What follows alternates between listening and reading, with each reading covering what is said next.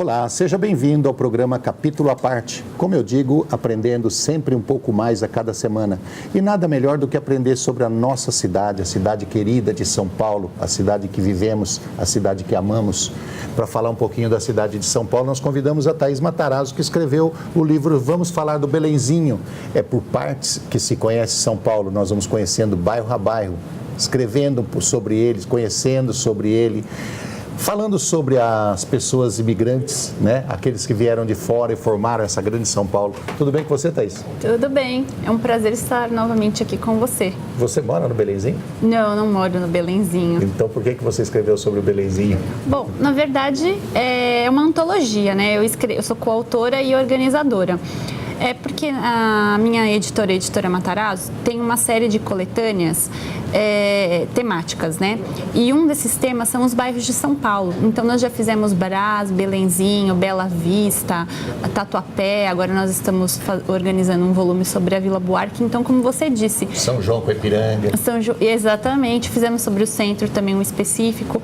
Então, assim, aos pouquinhos a gente vai descobrindo um pouco de São Paulo, né? Porque é muito grande essa cidade. Então, a cada livro nós vamos trazendo novas informações para os leitores, não só eu, né, como escritora, mas uma série de autores que colaboram com um livro. Mandam os conhecimentos que eles têm de cada bairro para você e você vai formando o livro. Porque as nossas coletâneas, elas têm o conteúdo cronista, né? Claro que tem história e tem muitas fotografias, mas são histórias de pessoas de hoje, né? Que vivenciaram um bairro ou moraram ou porque trabalharam de alguma maneira ou porque tem famílias, né? Raízes, então cada um conta a história à sua maneira.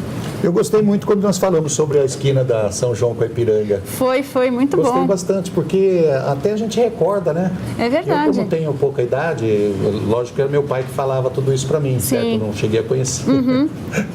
Já cheguei a conhecer.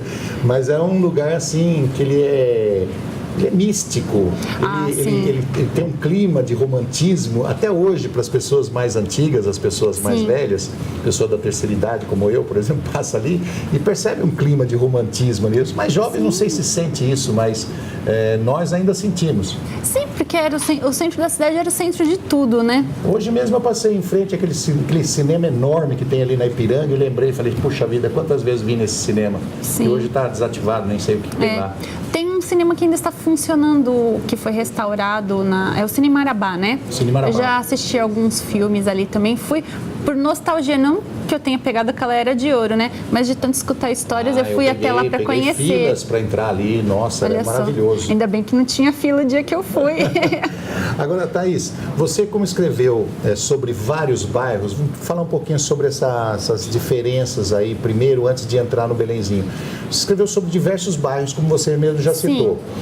Cada bairro de São Paulo, ela tem uma influência diferente. Por exemplo, tem bairros em São Paulo que é uma colonização enorme, uma colônia enorme de coreanos. Outro bairro de São Paulo tem uma junção enorme de judeus, outros têm de libaneses, outros têm de nordestinos, e aí vai por diante. E a gente conhece mais ou menos a história, mas outros bairros que não têm essa influência bem, assim, aos olhos vistos, vamos colocar, elas têm influências de imigrantes? Tem. Eu acho que São Paulo sempre foi uma cidade que acolheu imigrantes em todos os tempos. Um bairro diferente do outro, você entra num bairro, tem uma característica, entra no outro, tem outra característica diferente. Sim. Por exemplo, você falou dos judeus, né? Nós vamos encontrar uma forte presença no passado dos judeus no Bom Retiro. Mas essa tradição tem até hoje. Eu acredito que era assim, vinha um, aí vinha outro, vinha mais uma leva, eles começavam a se juntar como guetos, né? Ficarem próximos uns dos outros, até por questão de religião, de costume, tradições, etc. Você vai ter o Brás, muitos italianos, mas também vão ter lá os espanhóis na rua Carneiro Leão, vão ter os portugueses também, e ali eles começavam a se misturar, né? Na década de 80, como eu estava dizendo para você, teve uma uma entrada muito forte de nordestinos ali, exato. Cearenses, baianos, pernambucanos, no Brás. Porque o que acontece? Esses imigrantes, eles eram operários, aí os filhos já conseguiam estudar um pouquinho, então eles começavam a sair desses bairros, né, esses bairros próximos ao centro e ir para outros bairros, digamos, mais nobres, né, que eles já estavam com uma condição melhor de vida, e é claro, aquelas casas antigas, as antigas pensões, acabavam abrigando aqueles que estavam chegando, né, na década de 50. Vieram como funcionários, depois se tornaram donos. Exatamente. Também. Então você tem ciclos, né, ciclos de migração e imigração, mas tem alguns que ficam muito forte atrelados ao bairro. O bairro da Moca, por exemplo, até hoje todo mundo fala de italiano, é bairro da Moca. Mas você sabe que eu, assim, andando lá pela Moca, que nós fizemos um volume sobre a Moca, eu percebo que o pessoal lá tem um sotaque peculiar. Não sei, parece... Já ouvi dizer.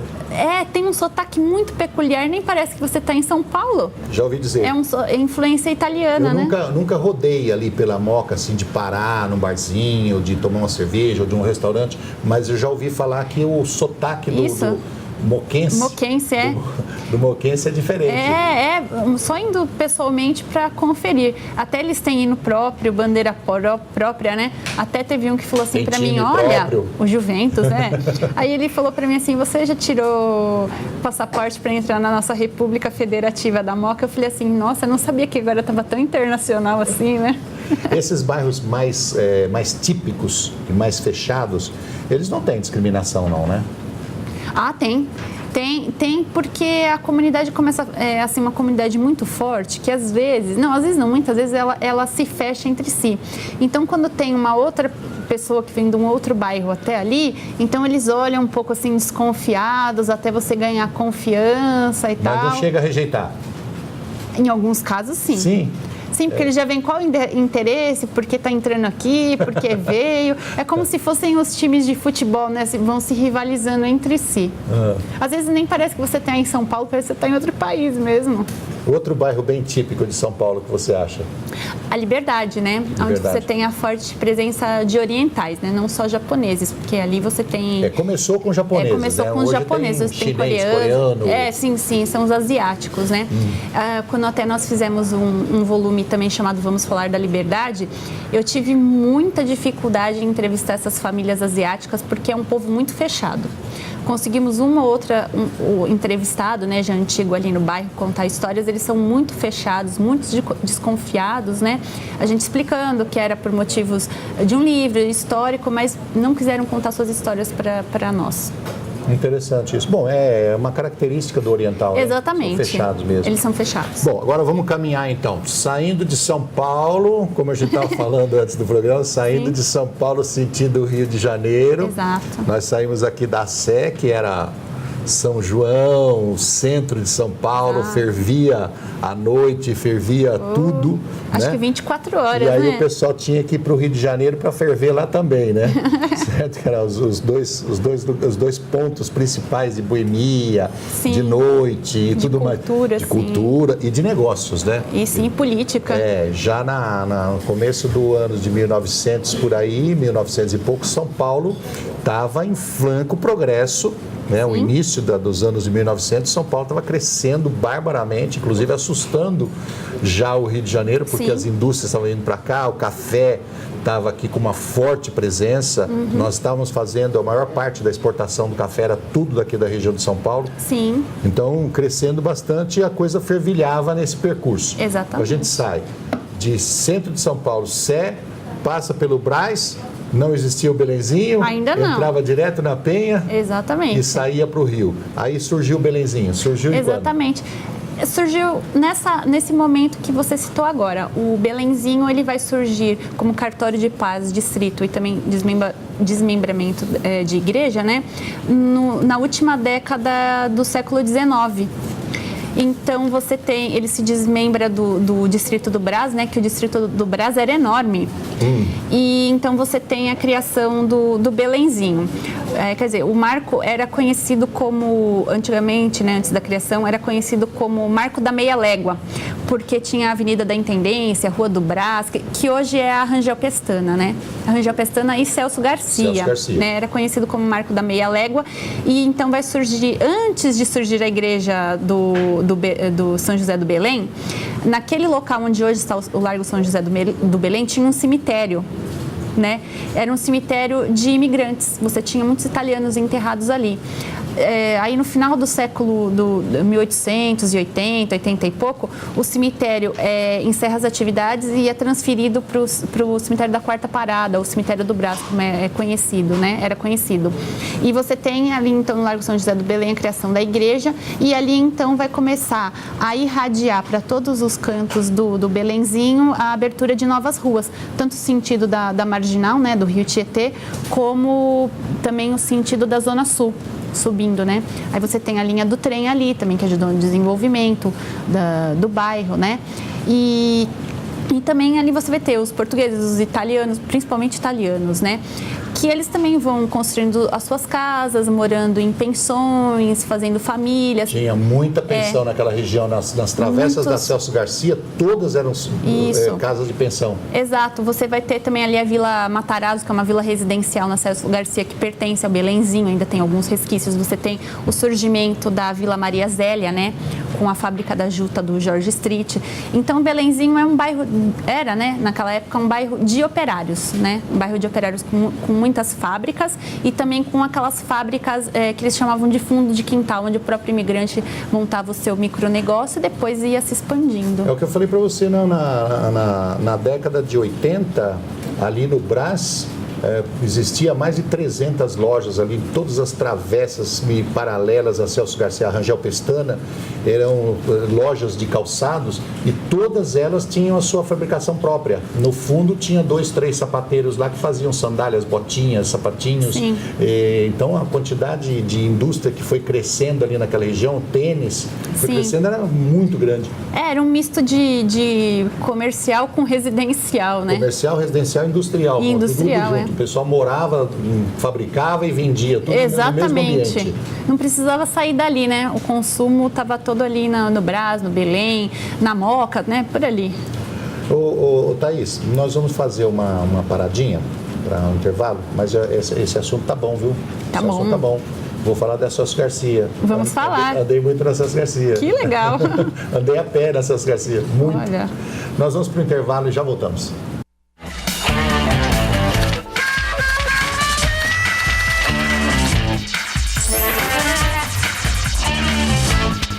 Estamos de volta com o programa Capítulo à Parte, hoje conversando com Thaís Matarazzo, que é coautora e organizadora do livro Vamos Falar do Belenzinho. É um livro que conta a história de um bairro importante da cidade de São Paulo, um bairro que faz ligação entre o centro e toda a região leste. Exatamente. Né? Faz ligação. Eu estava dizendo para você que eu andei muito na Celso Garcia e Rangel Pestana. Acontece que as pessoas que viveram na década de 70, década de 80, ali em toda a zona leste, inclusive na região de Guarulhos, o caminho era... Os ônibus, inclusive, era Parque Dom Pedro e direto para lá.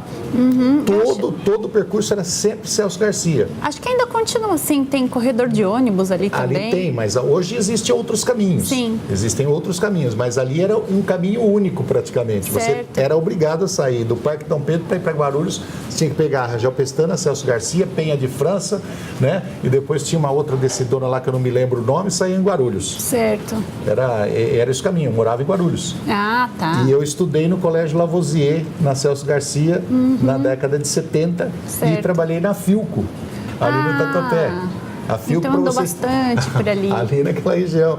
A Filco, nessa época, para vocês terem uma ideia, em 1974, 75, a Filco comportava 16 mil funcionários. Poxa. Era uma cidade. Aquilo ali era uma loucura. Então a gente rodava, por isso que eu falei para você que eu conhecia, que aquela região, nas travessas da Celso Garcia, eram tudo pensão. Todas as casas ali eram pensão. Isso. Aliás, sempre foi uma região muito cheia de pensões desde o começo do século XIX. É por causa das indústrias. Só absorvia 16 mil funcionários naquela região. Então, o pessoal do Nordeste, o pessoal de fora, do Sul, do Centro-Oeste e até mesmo de outros países que vinham para trabalhar aqui na área de eletrônica, que era um sonho, trabalhar na área de eletrônica, ficava nas pensões ali. Tá vendo? O bairro sempre acolheu imigrantes, né? Eu era um imigrante, era do interior. Ah, então tá vendo? Caiu nas estatísticas. E fala uma coisa para mim. Tem um texto aqui do Tiago de Menezes, Belenzinho do Minarete. Ah, o Minarete era uma república de estudantes, né? Que existia na Celso Garcia. E até o Monteiro Lobato morou nessa casa. Eles eram, a maioria, estudantes da Faculdade de Direito do Largo São Francisco, né? Você já viu República de Estudante, principalmente que vinham do interior, né? Filhos de fazendeiros e tudo mais. Então, era uma farra só, né?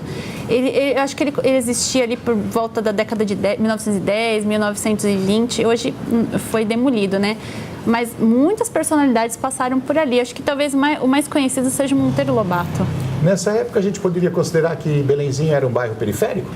Era um bairro periférico. Apesar de que a Penha já existia lá atrás? Já existia, mas acontece que pode parecer até que seja uma coisa estranha o que eu vou dizer, mas ele era ainda no começo do século XX, ainda era um bairro de chácaras. Então era considerado periférico, porque ele não tinha as facilidades que hoje nós temos de chegar até lá com trem, metrô, ônibus, né? Tinha o bonde ainda puxado a burro.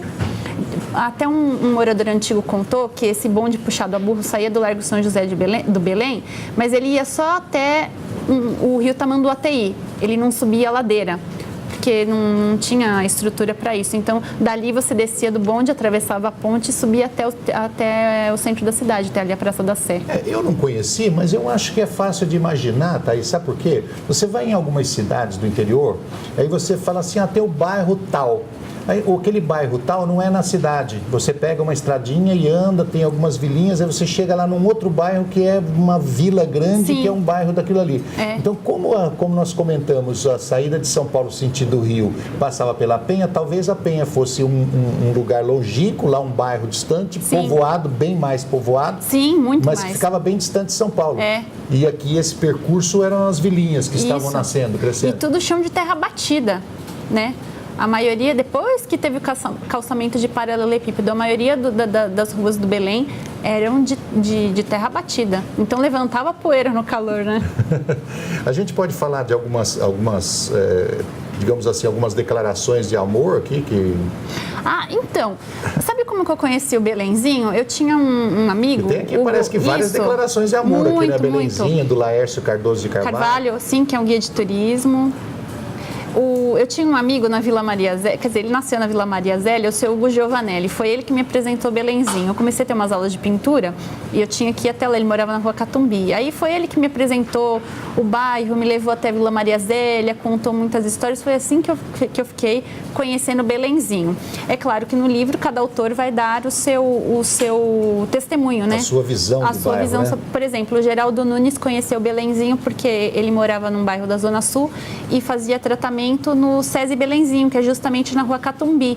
Então, até no livro ele conta sobre, acho que uma enfermeira, se eu não me engano, que... Ele fala aqui de Bravo Maestro, ou Maestro Bravo. Também, que foi morador, acho que nascido e morador lá da vila. Então, o Belenzinho é assim um baú cheio de histórias, né? E algumas estão retratadas aí no nosso livro. O Geraldo Nunes não morou lá. Ele se tratava no SESI e tinha uma enfermeira, que eu não me lembro o nome agora, que ele até termina um artigo dele falando por onde será que ela anda, né?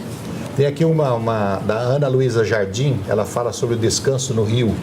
Isso, porque é uma moradora da Vila Maria Zélia. Não, o Rio Tietê. O Rio Tietê. Ele cortava cortava o bairro do... Chega até o Rio Tietê? Chegava, né? Agora o rio foi, como fala, o leito do rio foi modificado. Exatamente, mas ele banhava os fundos da Vila Maria Zélia, já ali quase perto da Marginal. Então o pessoal costumava ir até o Belenzinho para pescar, para nadar, quer dizer, aliás, ao Rio Tietê, né? Ali na Vila Maria Zélia iam namorar, fazer piquenique na margem do rio. Tinha esse tipo de divertimento também. E muitos afogamentos também aconteceram ali de crianças, né? Que pena. Bom, só para deixar mais ou menos claro para as pessoas que não conhecem a região aqui leste de São Paulo, essa saída para Penha, o Belenzinho ele fica ali entre Penha, Brás, né? Radial Leste e Marginal Tietê. Exatamente. Certo? Então, os 4 lados do Belenzinho. Exato. Então, de um lado a Radial Leste, do outro lado a Marginal Tietê, indo sentido norte a Penha e voltando para o centro de São Paulo, Brás. Exato, ele fica confinado entre o Brás e o Tatuapé. Fechado ali. Exatamente. E ali existe hoje muito centro de lazer? Eu não conheço muitos centros de lazer. Hoje é um bairro dormitório, diríamos assim? É um bairro dormitório. Se bem que porque as indústrias que estavam ali saíram fora. A maioria das pessoas trabalham no centro ou ali em outros bairros da região leste. Seria um bairro dormitório, né? Comércio, bares, comércio de prestação de serviço e exatamente. Hoje se caracteriza mais por um bairro de residencial, né? Residencial no passado ele foi mais industrial, agora é um bairro tranquilo. É um bairro tranquilo. Quem mora lá diz que não sai de lá de jeito nenhum. As ruas são tranquilas, né? São Todas tranquilas. As travessas da Celso Garcia ali naquela região, já rodei muito ali, realmente são muito tranquilas, muito calmas. E existem até aquelas casas antigas onde moraram os avós que passaram para os pais, hoje estão os netos, né? E não saem dali de jeito nenhum, criaram raízes. E aqueles focos de pensões que a gente citou também acabou. Ainda existe, né? Ainda existe, porque você tem muitos migrantes ainda que vêm para cá. E por ser uma região próxima ao centro, as pessoas acabam morando ali pela facilidade de acesso aos escritórios, algumas fábricas, por ali, né? Aqui pelo centro. Eu tenho muita saudade dessa época da Philco, fiquei 8 anos na Philco. Estudei 4 anos no Lavoisier, tenho muita saudade dessa época aí, dessa região. A gente que saía dali da região da Santa Efigênia, Santa Efigênia não, Maria Eugênia, uma travessa da Celso Garcia, e vinha até o centro de São Paulo a pé. Olha da só. Celso Garcia, Rangel Pestana. Hoje fala em andar, ninguém quer andar, né? Não, era uma delícia. Eu acho que é uma pena as pessoas não caminharem hoje, é uma delícia. Você vai ter também ali uma passagem, onde é o metrô, hoje a estação do metrô Belenzinho, tinha a antiga passagem que tinha uma porteira ali também para passar para um lado do outro do bairro, né? Porque a ferrovia cortava. Você vai ter pessoas lembrando no livro das procissões da matriz, né? São José do Belém, sorveterias, cinemas, escolas que tiveram por ali. Ainda existe o antigo grupo escolar Amadeu Amaral, se eu não me engano, o prédio ainda está lá, né? Você tem a Vila Maria Zélia. Mas assim, para conhecer, você tem que ler um pouquinho da história para ir até lá e caminhar pelas ruas, que é o que, por exemplo, o Laércio Cardoso de Carvalho faz. Ele faz passeios guiados em São Paulo com cunho histórico, né? Então, por exemplo, antes de nós finalizarmos o Vamos Falar do Belenzinho, vários autores fizeram passeios pelo bairro, guiados pelo Laércio, conhecendo as ruas, tirando fotografias, justamente para se inspirar para escrever para o livro. Se você quiser adquirir o livro, o pessoal que mora no Belenzinho quiser conhecer um pouquinho mais do seu bairro, apesar de que lá estão terceira, quarta geração, o pessoal deve conhecer bastante, mas quiser conhecer coisas pitorescas do bairro, você pode adquirir o livro pela Editora Matarazzo, certo? Isso. Que é www.editoramatarazzo.com. Você pode mandar e-mail para a Thaís, que é livros@editoramatarazzo.com, ou telefonar para o telefone 3991-9506. Pode adquirir o livro pela Editora Matarazzo, www.editoramatarazzo.com. Ou então, nós temos mais um ponto de venda também, que é temos livros na Avenida São João, 526. São João, aquele cara que o pessoal foi lá comprar chapéu. Perguntaram do meu chapéu, do anterior. Do anterior. Lá só vende livros, lá viu? Não, como é que é o nome da livraria? Temos livros. Temos livros, não vende chapéu, vende livros. Vende livros, Só uma explicação, Thaís. Nós falamos de rio agora há pouco, eu falei assim, poxa, eu não me lembro de rio que corta o Belenzinho. Você falou, não, é o Tietê. É o Tietê. Eu me lembro quando eu estava ainda no ginásio, minha época lá, primeiro grau de hoje, que a professora dizia assim que o rio Tietê tinha duas coisas bem pitorescas. Era um rio bem diferente do estado de São Paulo. Ele era o único rio que nascia na beirada do litoral e morria lá no oeste. Ele seguia sentido contrário dos outros rios. Ele nascia perto do mar e ia desembocar lá no oeste. Paraná, lá no oeste. Então ele ia sentido contrário. E a outra coisa pitoresca do rio Tietê é que ele era o rio com mais curvas que existia. Era um rio assim, que parece uma minhoca mesmo, cheio de curvas. E o pessoal vê em São Paulo hoje esse rio reto no centro da cidade.